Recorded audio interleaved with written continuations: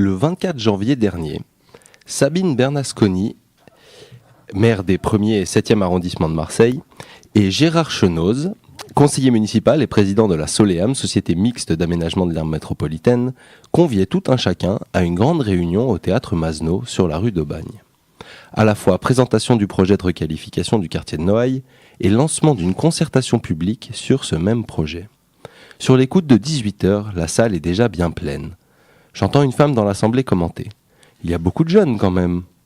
Une autre murmure qu'on est quand même plutôt bien entre blancs ce soir. Remarque qui ressortira plus tard durant la séance de questions-réponses.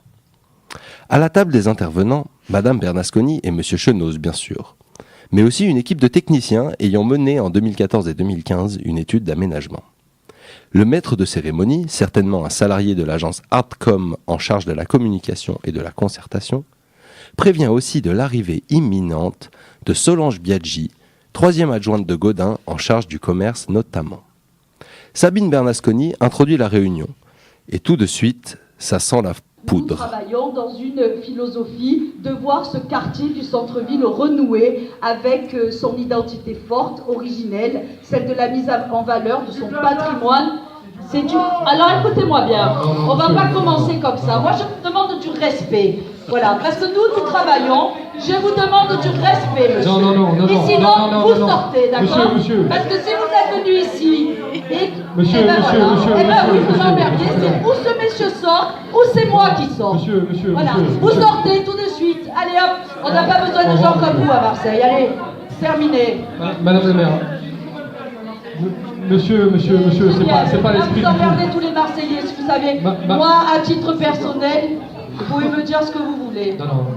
Madame la maire, madame le... Monsieur, c'est pas... Nous aussi, on veut un Marseille inclusif où tout le monde a sa place. Madame le maire, écoutez, monsieur, Madame le maire, s'il vous plaît. Bon, voilà. Donc, je vais revenir sur la philosophie parce que c'est important pour moi, avant tout travail qui vient, mais bien sûr, écoutez, il y a ceux qui parlent, qui gueulent, et il y a ceux qui font, et qui ont envie aussi de travailler en bonne harmonie avec tous. Les ardeurs d'une partie du public vont toutefois être calmées par une présentation plutôt technique des grandes lignes du projet.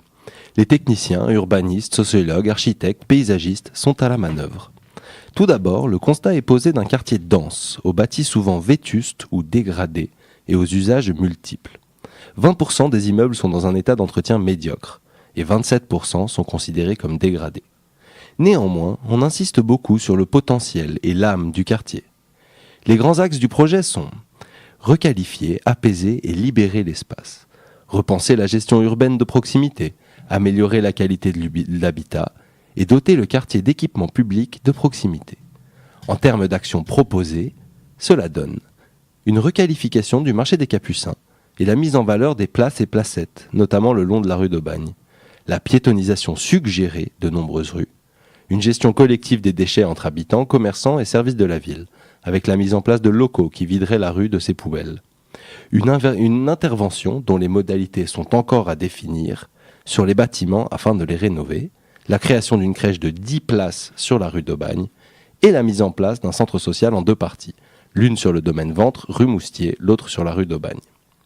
Ce qui ressort de cette présentation, qui dure une 50aine de minutes, c'est une grande lucidité sur l'état des habitations, beaucoup de blabla sur l'âme et le potentiel du quartier, une ribambelle de propositions et une seule action concrète, assurée, une crèche de 10 places. Ah, et aussi l'invitation à venir donner son avis dans un registre, à l'écrit donc, à la direction aménagement et habitat rue Fauchier, à la Joliette donc. S'enclenche ensuite une session de questions-réponses entre la salle et les intervenants. Donc, monsieur Baron Marc, je suis infirmier libéral, j'habite dans le quartier depuis plus de 20 ans. Je ne pense pas que ce soit le cas de la majorité des personnes qui représentent, qui portent le projet. Tout étant, j'ai apprécié votre cours qui était très intéressant, du moins sur la théorie. Aujourd'hui, le 1er arrondissement fait malheureusement partie des 5 arrondissements les plus pauvres de France, au cas où vous ne le sauriez pas. L'attractivité va, plutôt décrescendo que crescendo. J'en veux pour preuve le prix de vente au mètre carré, qui se situe entre 1 000 et 2 000 euros du mètre carré. Donc en termes d'attractivité, je connais la plaque. Je vous propose, si vous avez des femmes galante de les laisser se balader au printemps avec un joli décolleté, vous verrez comment ça. Je pense qu'elles ne seront pas accueillies de façon très positive dans les oreilles du quartier. C'est des faits, c'est des faits. Et monsieur, votre question? Je continue pour présenter déjà le tableau du premier arrondissement. Déjà, pour en parler, il faut bien le connaître, pour ça, y résider, dans un premier temps. Deuxièmement, je voulais savoir qu'est-ce que vous comptez programmer de concret pour relancer l'attractivité du quartier. Est-ce que vous allez passer sur la prévention commerciale? Parce que préempter pour faire du social, c'est bien. Le problème, c'est qu'on est au cœur du social dans le premier arrondissement et qu'on aimerait bien, nous, en tant qu'habitants du premier, qu'on tire un petit peu le quartier vers le haut. Merci. J'ai l'impression qu'on est un peu au niveau stagnant. On stagne, en fait. Merci. Je vous remercie. Merci pour votre longue question. Merci. On va une réponse. Concernant le prix du logement au mètre carré, une dame du public lui rétorquera plus tard que c'est peut-être cela qui l'a amené à acheter dans le premier et non sur la corniche par exemple. Pour le reste, c'est Solange Biaggi, 3e adjointe à Gaudin, on le rappelle, qui lui répond. Elle aussi veut un centre-ville attractif. D'ailleurs, elle propose que la mairie rachète des locaux commerciaux afin d'en garantir la diversité, pour peu que l'on sache ce que cela implique. À moins qu'elle ne veuille simplement éviter les kebabs et autres fast-food qui font le plaisir des petits porte-monnaies, comme suggéré par Bruno Le Dantec dans le CQFD de septembre dernier. D'ailleurs, concernant le commerce, elle aura le droit à une autre question un peu plus tard. Madame, je vous en prie. Oui, bonjour, je m'appelle Nicole, j'habite rue d'Aubagne depuis plus de 20 ans. J'ai une question pour Madame Biaggi. Je constate que Marseille est écartelée. Il y a 2 pôles commerciaux importants, les terrasses du port d'un côté et le Prado de l'autre. Et on constate de plus en plus de commerces qui ferment. Donc j'aimerais connaître la politique de la ville concernant l'hypercentre-ville, comme vous l'avez décrit, en matière de commerce. La réponse de Madame Biaggi commence comme ceci. Merci cette question. Écoutez, la politique de la ville que nous menons depuis 2001 avec Jean-Claude Gaudin et moi en tant qu'adjointe au commerce et au centre-ville, c'était de faire revenir le commerce à Marseille et de le diversifier. Et surtout, de permettre à tous les marchés et les gens ailleurs de pouvoir avoir un panel, je veux dire, de commerce où ils puissent trouver tout ce dont ils ont besoin sur Marseille. Solange Biaggi explique ensuite qu'afin de permettre aux Marseillais de pouvoir tout acheter à Marseille et d'attirer des consommateurs de l'extérieur, il a fallu faire venir des grandes enseignes. Sa réponse dure 5 minutes et tourne surtout autour de gros sous, ce qui ne semble pas particulièrement convaincre le public. Et si vous le voulez, je vais vous donner des exemples, puisqu'on est sur le premier arrondissement. Je vais vous donner des exemples. Rapidement. Voilà. Donc si ça vous va, voilà ce que je voulais vous dire. Merci Madame Biaggi. Solange Biaggi a du mal à convaincre une partie du public du bien fondé de sa politique commerciale. De même concernant la politique scolaire. Un membre de l'Assemblée interpelle les élus au sujet de l'ancienne école Saint-Thomas d'Aquin qui a été vendue à un promoteur plutôt que d'en refaire une école. Une autre pointe du doigt le manque de confiance d'une partie de la population envers les élus, leur vocabulaire trop lisse et une politique qui ne semble pas faite pour les Marseillais. Une question sur la piétonisation et la place du vélo, posée par l'association Vélo en Ville, donne lieu à une réponse ubuesque de la part de Madame Bernasconi. Alors, l'ambition, elle est clairement affichée. L'objectif est de piétoniser le centre-ville quasiment dans son ensemble en ce qui concerne le cœur de ville. Pour cela, une étude est actuellement en cours puisque la déviation des bus est le point le plus sensible pour atteindre cet objectif. Pour l'instant, ici, dans le cœur de Noailles, un certain nombre de rues ont été... Vous entendez, même nous, on en riait. Bref, l'idée est de piétoniser le centre-ville. Mais tout est suspendu à une énième étude de faisabilité. D'ailleurs, le calendrier n'est pas bien clair. Voilà, on en est là. Mais l'objectif, et j'espère que les choses pourront se voir assez vite, le plus vite possible. Je regarde les services pour qu'ils me donnent une indication de calendrier, mais c'est dur. Alors, combien? Engagez-vous un peu, parce que même nous, on en peut plus. Vous m'avez pas dit avril, moi, il n'y a pas longtemps, en réunion, pardon, mais... Non, mais on les pousse un peu, mais sincèrement, c'est pas ça. Donc, allez, fin 2018, vous êtes sûr quoi? Fin 2018, quoi? L'étude globale de tout le centre-ville. Tout ça est bien flou, quoi. Et on ne parle encore que d'études, pas d'actions concrètes. Tout cela est bien résumé par une longue question de l'association Un centre-ville pour tous. Je vais d'abord revenir sur l'affirmation de Madame Biaggi sur la question de l'attractivité. J'ai entendu 5-6 fois ce soir parler d'attractivité, d'avancée, d'attractivité, de tirer les touristes de l'extérieur pour remplir nos commerces. Vous dites ça depuis 23 ans que vous êtes au pouvoir, mais actuellement, notre institut statistique dit depuis 3 ans qu'on perd des habitants dans Marseille au profit de la périphérie et qu'on perd des habitants particulièrement dans le sud et dans le centre de la ville. Alors, s'il vous plaît, est-ce que vous pourriez vous interroger sur les régions, sur les raisons du manque d'attractivité ou plutôt du fait que la population, notamment du centre-ville, part à l'extérieur? Dans les quartiers sud, parce qu'ils sont bien équipés, aérés, avec des beaux jardins, ou à l'extérieur de Marseille. Donc ça pose quand même la question, est-ce que vous construisez la ville pour les touristes ou est-ce que vous construisez la ville, le centre-ville, pour ses habitants tels qu'ils sont? Vous les oubliez ou pas?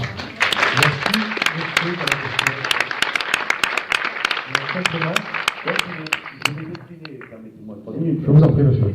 Je vais décliner quand même 3 questions précises. Premièrement, sur votre dernier mandat ou le précédent, sur le centre-ville, quel est votre bilan par rapport au mal-logement et au taudis qu'on voit tous les jours se développer dans le centre-ville en matière d'acquisition d'immeubles et d'acquisition d'immeubles pour livraison de logements sociaux, auxquels 80% de la population du centre-ville est éligible.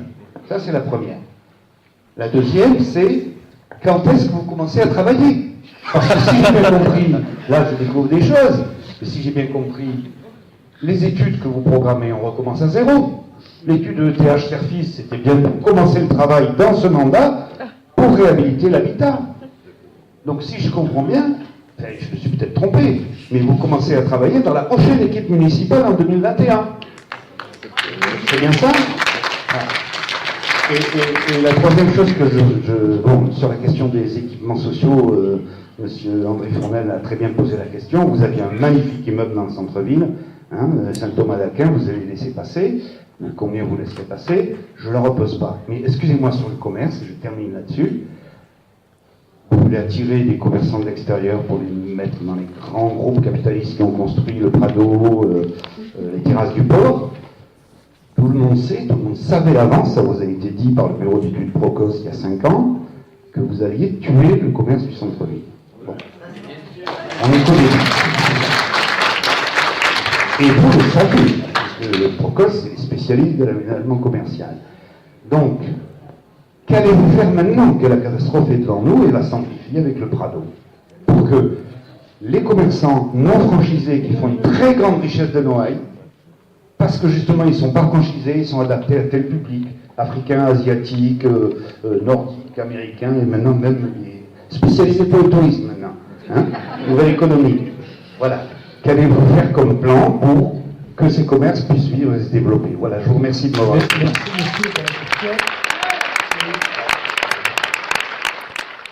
Encore une fois, nous avons droit à une réponse technique et qui ne donne pas l'impression que les pouvoirs publics ont une réelle motivation à agir.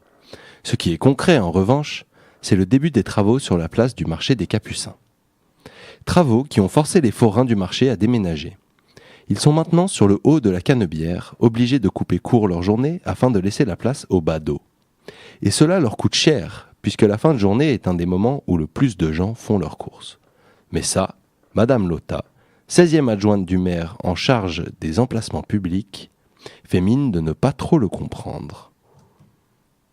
Arrêtant le marché à 17h pour que les riverains puissent bénéficier d'un espace un peu moins encombré, Ils disent qu'ils perdent pas mal de ventes, mais oui, 40%, mais c'est pas tout à fait exact. Parce que vous n'allez pas me dire qu'en 2 heures, on peut perdre 40%. Mais ce qui inquiète surtout les habitants présents, c'est la disparition pure et simple du marché. Madame Lotta réfute. Je l'appelle le bijou, qu'il ne faut pas détériorer, et donc il est parti, il reviendra avec le même nombre de forains, avec les mêmes horaires de travail, et dans des circonstances beaucoup plus agréables, et pour eux, et pour nous. En espérant que les Marseillais soient en capacité de vérifier qu'elles tiennent parole. La réunion touche à sa fin. Autant la présentation initiale et les propositions du groupe d'experts ayant mené en 2014 et 2015 une étude, notamment concernant la rénovation et la piétonisation, paraissaient attrayantes. Autant les réponses aux questions laissent un grand flou sur la véritable volonté des élus marseillais. Et suite à cette énième question sur la confiance et la concertation, vous dites que vous avez concerté beaucoup de gens. Moi, ce matin, j'étais dans ce quartier et je ne reconnais pas les gens que j'ai vus aujourd'hui. Je ne les reconnais pas. Et vous avez discuté avec eux, vous avez mis le projet en place avec eux. Où sont-ils? Ils étaient d'accord avec vous. Où sont-ils? On entend distinctement Monsieur Chenoz, élu de la ville de Marseille, s'esclaffer. Il regarde la télé à la maison, comme pour anéantir toute possibilité de dialogue.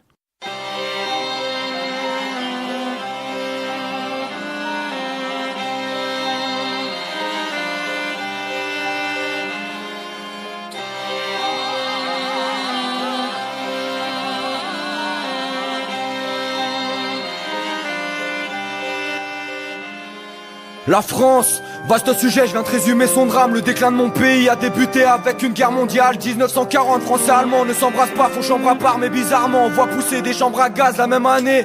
Hitler et Pétain marchent côte à côte. Depuis rien n'a changé, peu de résistants et beaucoup de collabos. 1945, libération, c'est ce qu'ils font croire. C'est que le début de la fin, crime et violence. D'un coup vont croire, tout est détruit. Maintenant on parle de l'imitation, mais quand il a fallu construire, on a appelé l'immigration. Il fallait les loger, nouvelle génération de ghetto. Foutez-les-moi là-bas, de façon ils puent, la plupart sont guédros. C'est ce que pense tout bas, beaucoup tout bas à cette époque, comme tout part en Europe. Si t'es pas tout pâle, on t'écoute pas. 1954, guerre d'Algérie, Le Pen au garde à vous. Aznavour parle d'amour, les ouvriers logent dans des cages à poules. Si t'es dortoir ou trottoir, on les range tous là-bas. Les étrangères, on les aime sous la table ou des bananes autour de la taille. Pays de mon enfance, avec le diable, il pactise. Bienvenue en France, terre d'asile psychiatrique. Eldorado, je parle de ce pays là où la police règne. Eldorado, la liberté c'était qu'un joli rêve. Je dis pas que c'est ta faute mais malgré tout faut qu'elle assume. Qu'elle rassure les petits d'ici, ceux qui se dissipent avec la fume. Eldorado, mais une fois les pieds sur terre ils savent. Eldorado, y'en a qui tentent le train d'atterrissage. Pays de mon enfance avec le diable, il pactise. Bienvenue en France, terre d'asile psychiatrique. Entre la merde et les rats morts, les darons s'en rappellent. Souvent c'était la mort, c'était la mode. Les arabes dans la Seine, les immigrés qu'on mettait à part ont eu des gosses, pas une seule ligne sur l'esclavage. Normal qu'ils enculent les codes, problème identitaire. Le cul entre deux chaises, c'est ce que les potos vivent. Ni complètement français, ni étrangers, des genres de prototypes. Voir leurs darons se casser le dos pour un SMIC. Ça devient très chaud quand t'as un alcoolique. Pour un titre, réussir en ZEP, c'est 1000 fois plus d'efforts. Alors quand il voit où sont les liasses, il prend son premier kilo d'afghan. Parents à l'usine, faut être lucide, il a pas cet idéal. Normal, il déraille, ça va bicrave à la sortie idéale. Lors du premier serrage, après tant d'embrouillés, tant de blabla, il devient parano et fuit les keufs comme un sans-paplard. Même après sa sortie, il sera toute sa vie attaché. C'est foutu, plus le roi t'a fait, casier taché, une vie quasi gâchée. Eldorado, je parle de ce pays là où la police règne. Eldorado, la liberté c'était qu'un joli rêve. Je dis pas que c'est ta faute mais malgré tout faut qu'elle assume. Qu'elle rassure les petits d'ici, ceux qui se dissipent avec la fume. Eldorado, mais une fois les pieds sur terre ils savent. Eldorado, y'en a qui tentent le train d'atterrissage. Pays de mon enfance avec le diable, il pactise. Bienvenue en France, terre d'asile psychiatrique.